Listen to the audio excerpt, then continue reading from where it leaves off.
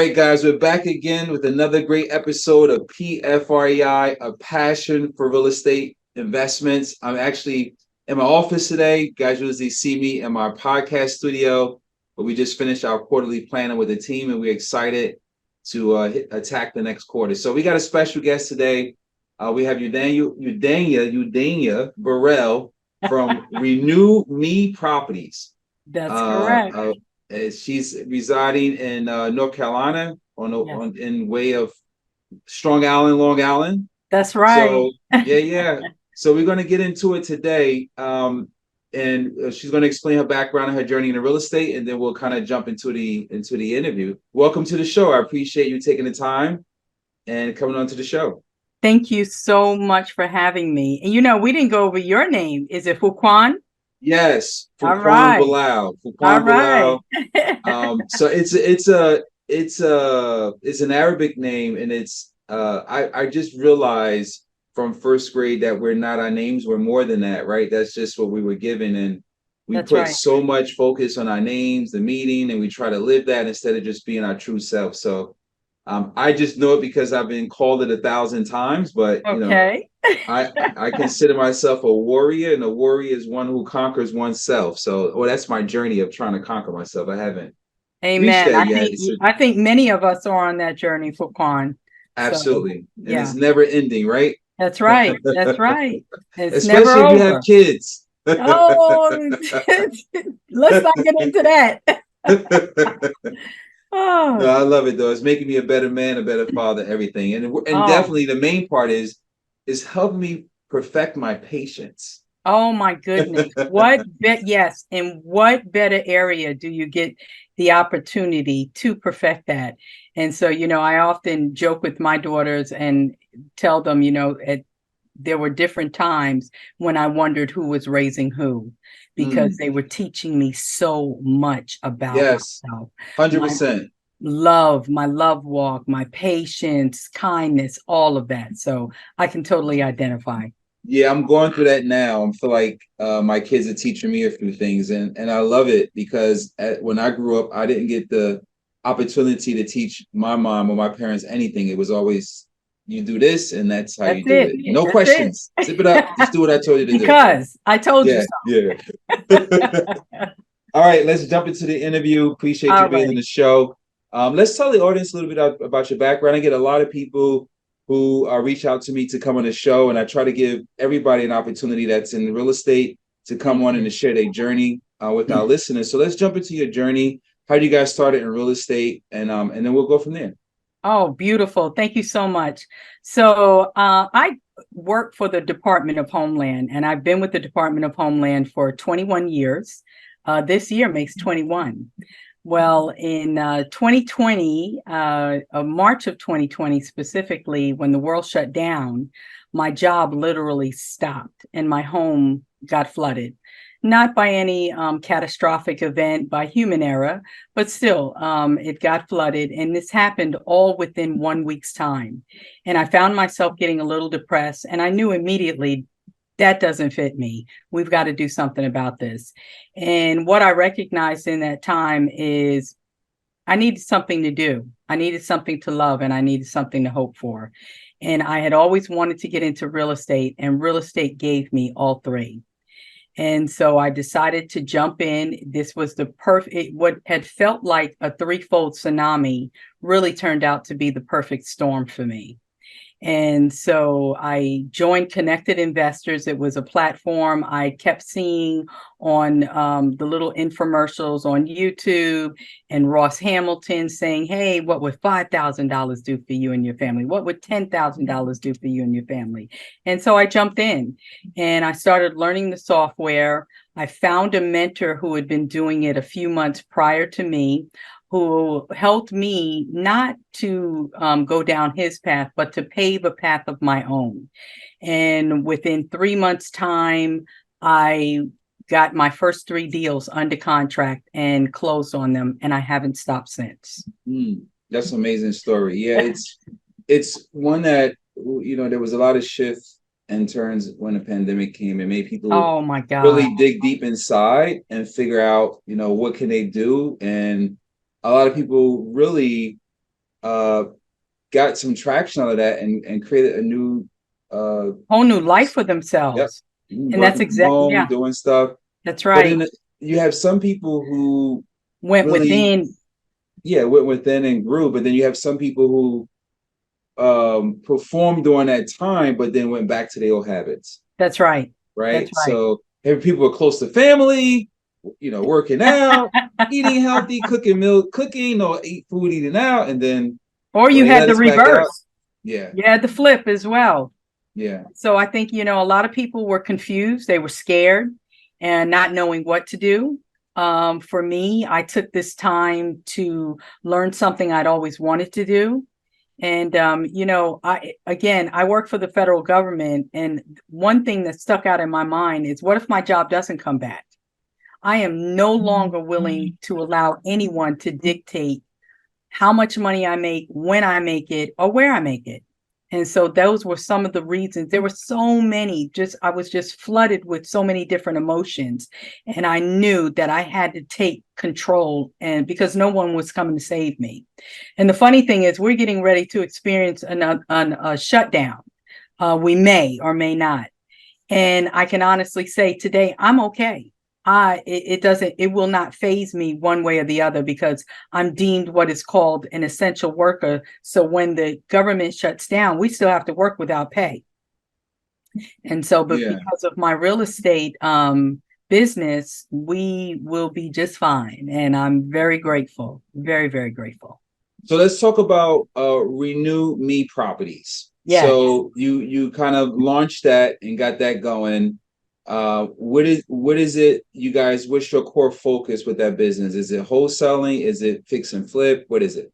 So initially it was wholesaling because we wanted to build some capital. We didn't have the money to go in and do the buy and holds or the fix and flips. Please forgive me, Fuquan. That was my phone. I forgot All to right. turn it off.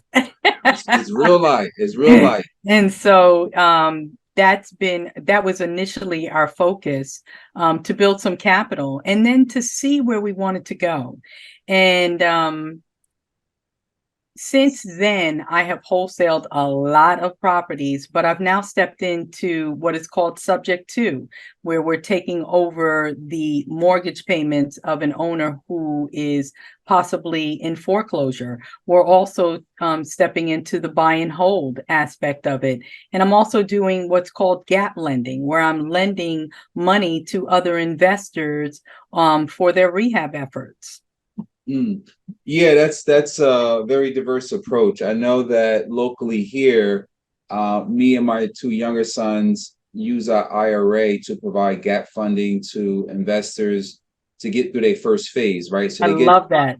they put up the 80%, the lender puts up 80, they put up 20, they pay their closing costs, and now they have to do their first phase, and they're going, wow, I don't have the extra liquidity to get there, but I do have proof that the lender is going to reimburse me for this draw, and we'll step in and we'll do anywhere up to $30,000, a small loan to get them I what they love got that. done, and we get some points, and we do that from the IRA. So is that similar to what you're That doing is at Gap Funding? exactly similar to what I'm doing. Yeah, And so because I have the capital now, and it was just sitting in the bank, and I'm like, wait a minute, this ain't making me no money. I need to do yeah, something with this. And so, we're able to work with, certain individuals that I know, and we work out our own terms. That's the beauty of this. There is no set terms that we have to go by. It's what we, myself and the other investor decide on, agree on. yeah. We got to the point where, because New Jersey is a judicial state, so it takes about 2 years to foreclose. We've gotten to the point now where we created relationships with those flippers, that if we're gonna put in anything more than $30,000, we'll go up to 50.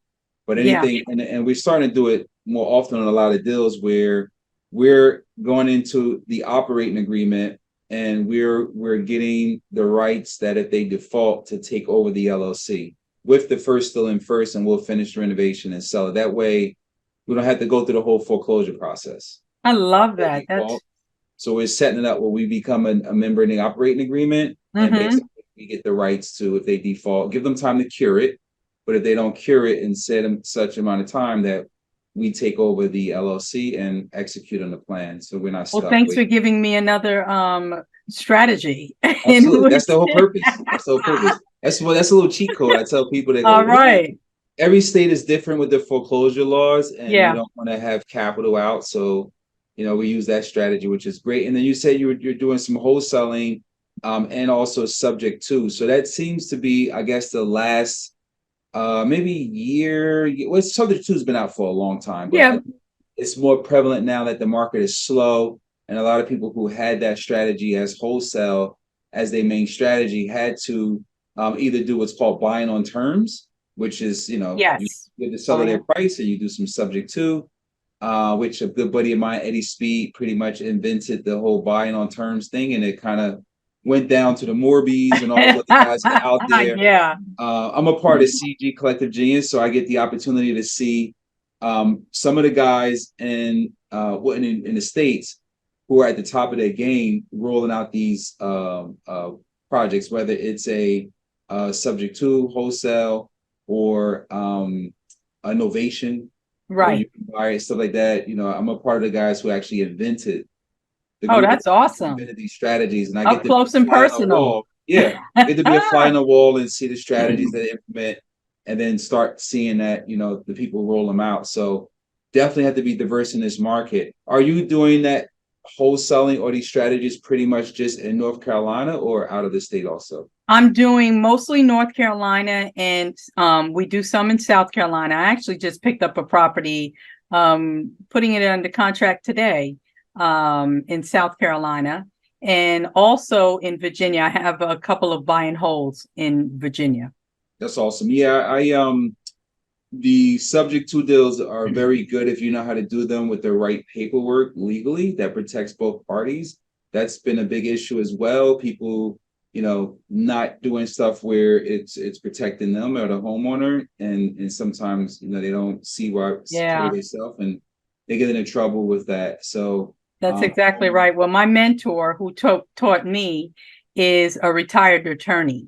And there you so go. I have her Absolutely. firsthand experience guiding me through any of these subject twos that I do. So I thank God for my network, because that is a part of your currency. Absolutely, absolutely. Now, why are you passionate for real estate investments? I ask Oh, this question on every podcast to kind of see what to take. The wildest answer I got is, I'm not passionate for real estate. And I go, oh oh, wow. They're well, passionate for people. and that's a part of it. Where else do you get to help so many different people, including yourself, at the same time?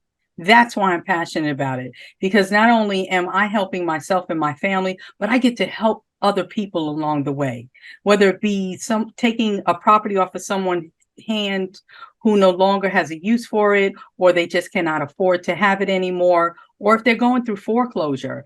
I myself went through foreclosure in 2008. I know what that feels like. And so right now, that has been a lot of our focus, helping people out of foreclosure. Now, we may not be able to save their home and they get to keep it, but we can save them from the foreclosure process. And so, yeah, we're really passionate about that right now. And I'm also working with Ross Hamilton in his new venture, which is saving homes. And that's working with single mothers who are on the brink of foreclosure. Oh wow, that's awesome. Yeah, Yeah, that's I'm awesome. super. So we're getting ready to roll that out next month. That's awesome. What are some of the challenges you're going through in this marketplace with increased interest rates and the way things are slow, and sellers who are, waiting to see what's happening because they don't want to sell and go into something that's a higher interest rate, low inventory. Every market is different. You're pretty much local to your market, so you may not be experiencing what's happening globally, but interest rates is systemic and it's affecting everyone. Right. Exit strategies and stuff like that. So how is it affecting your model at all? Is it just slowing it down, or It's really not slowing it down. You just learn how to pivot, and it makes you a better investor. And so we're letting the deals dictate the strategy. And so for me, it has, when challenges come up, they're here to grow me. Every deal has taught me something new, not only about myself, but about real estate. And so I've learned to pivot, move in a different direction, and move to another market. And when I say another market, maybe another city within North Carolina. However, I don't feel um, the hard pressing issues like everybody else is running around talking about, and oh my gosh, the interest rate. Yeah, the interest rates are high. However, you're buying an asset that, if you buy it right, is going to pay for itself. If you get a tenant in there, and if you're buying it right. So again, I've learned to pivot. I don't really see the challenges. It's a matter of, how am I responding to those challenges? How am I meeting them? Am I crying, oh, woe is me, I can't find a deal? Or am I going out there day in and day out? Am I being consistent and moving with the challenges? Absolutely. Yeah, that's really good because it adversity brings growth, right? You're gonna That's figure out right. a way strategically how to move with the market instead of sitting, "Oh, it's me. Oh, Yeah. what's happening?" There are Right? no deals out Yeah. there. And oh man, it's real rough. The I interest love rates are that too one. high for me I to love buy. that one. No, come Yeah, on, yeah. man. I love that one. You hear it all the time. I mean, for us, I see a slowdown on the sell side, but there's still deals happening. Buyers are looking for more quality product, right? They're going to pay high interest rate. They're looking at something that's either the repairs are done right and it's a nice clean product, or ground up new construction, or something where they can see the value in, right? They're That's still right. buying. People are still going to buy. So there was something I saw, to remember where it was, and it says, why are people waiting for interest rates to come down to buy? When interest rates come down, then there's going to be 20 people at an open house again, 20, 40 people every minute at an open house. If I don't want rates that. go down, it's like, it's going to be the same. You're still going to overpay, because now that rates go down, you're going to pay more for the house, right? That's Because you're right. going to have more people competing. So you're in a market where you just have to buy and marry the property and date the rate. If you really like it and you have to move and provide a place for your family, and just try to find the best quality product that's out there. That's Is it. my That's take on it. it. So, I I mean, couldn't agree more. yeah. So everybody's trying to, navigate the narrows the best way they can. What do you have? What do you see yourself turning into Q1 of next year? What are some of the goals Renew Me Properties have set? Well, to acquire more properties in Q1, and just keep moving in the direction that we're moving. Because what I'm learning is my goals are constantly shifting and changing. What I thought, would be the next stage of my evolution um, didn't turn out exactly the way that I anticipated. In fact, even more doors open for me to step through, which is now coaching. I didn't see that one coming. And so I remain open to whatever comes and try not to set too many long-term goals. Yes, I want to continue to build our business, but I'm not so dead set on it has to be this way or it's not going to work out. No, I'm remaining open, sort of like fluid, and just, allowing the opportunities to come to me. Yeah, And so, yeah. I like that. And then the coaching part also is going to help you grow as well, right? Oh And my, that's one of the things that I learned when I was doing teaching. I don't yeah, do it anymore because I don't have the capacity, but right. it made me a better investor, right? Because I had people constantly asking me questions and researching and creating that mastermind effect and building everything else. So that's definitely going to make you sharper in your journey. Thank you. You said you made the transition during COVID.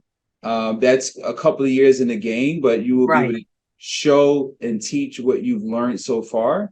Going through this market now and then seeing it slow down versus when you first came in after COVID, it was like, boom, everything's selling, move. And now we're at the opposite end. And there's a lot of people who just came into the business a little bit before that or during that time who really haven't been market cycle tested, are now really seeing what it looks like in a slow market. Some people are like you, pivoting and making adjustments and saying, okay, maybe slowing this in so I can add things like coaching in or do certain things to generate a little bit more revenue, add value to other people while we're waiting for things to transition. And some people are just not able to survive because they're saying there's no deals, there's nothing. Yeah, and I And mean, and once you say those things and set your mind on that, that's exactly what you're going to find. And absolutely. so I'm still closing on deals. I closed on one 2 weeks ago, closed on one last week, and I'm closing on one probably in another couple of weeks. And so we're still closing on the deals. It's just a matter of first of all, how consistent are you? Because I truly believe part of my success is consistency with our marketing and learning how to pivot, knowing not to stay stuck in the same old ways of doing things. Absolutely. I have one last question I always ask the guests also. What is your biggest challenge and what are you doing to overcome Getting on stage and talking, it? doing it anyway. Yeah, That's how I yeah, overcome it. yeah. That's a big one. What I used to do is record myself speaking, and I would hear all of the ums and the nervousness Oh and my try to gosh. perfect it. I still have the ums today. I was in a meeting Yeah. today, and it was like on the 15th of them. I was like, why am I saying But yeah, Right. that's I just said it again. There you go, right there. Oh gosh. Yeah, that's a big challenge for a lot of people, Yeah, and you will overcome that by repetition. So stepping out there, doing Zoom calls, coaching, meetups, and stuff that would definitely help build that confidence to help you transition into the new role of coaching. Coaching is fun. It's definitely something that will fulfill you because you're adding value to others by that's sharing your right. knowledge with them. So it's a big fulfillment piece there. Let's I couldn't agree more. let's just drop some sites, some websites, so how people get in contact with you, any social media handles. If people want to Yeah. learn more about the coaching program or just in general, how to reach you. So they can reach me at dsimpleinvest@gmail.com. There's a lot of information that will be sent immediately to them. Eudania Burrell. I'm all over social media, TikTok, uh, Instagram, and Facebook. And you And got Renew the Me Renew Me Properties. properties. Yes, Renew Me Properties and Eudania Burrell. I'm about to look you up on Instagram now. What's your handle on Instagram? I think it's Eudania. I don't handle that account. All right, I'll find it. All right, I'll find it. I'm gonna follow you on Instagram. All right now. Well, it's been great having you on the show. I really appreciate the time and the value added. It's another great episode of PFREI, a passion for real estate investment. You can find us pretty much anywhere you have a podcast platform. If you catch us on YouTube, be sure to like and share. Thanks again for coming on and adding value today. I really appreciate it. Thank you so much for having me. I appreciate it. And hopefully I get a chance to come back on the show. Absolutely. All Thanks again. righty.